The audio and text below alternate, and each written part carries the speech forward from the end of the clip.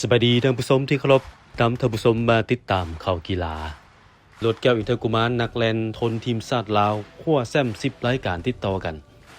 ล่าสุดท่าที่ผ่านมา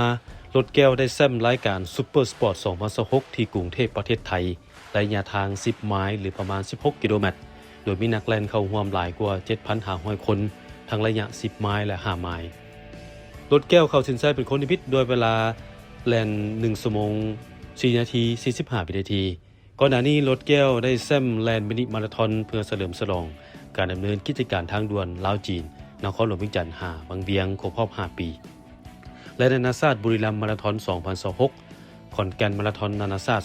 2026เวียงจันทน์ฮาล์ฟมาราธอนนานาชาติ2026บางเวียงฮาล์ฟมาราธอน2026เซนิซิสเวียงจันทน์ฮาล์ฟมาราธอน2026แล่นมินิมาราธอน Run Together Save the Flower แล่นเพื่อสุขภาพมิตรภาพและการกุศล2026ที่แดนสวรรค์น้ำเงิมรีสอร์ทและ2รายการหลังสุดคือทาบอมาราธอน2026และซุปเปอร์สปอร์ต2026รายการต่อไปรถแก้วจะเข้าร่วมงานแล่นที่โคราชประเทศไทย21กิโลเมตรในเดือนมิถุนายนจากนั้นไปร่วมรายการเวียงจันทน์10กิโลเมตรและพัทยามาราธอนในเดือนกรกฎาคมที่จะมาถึงนี้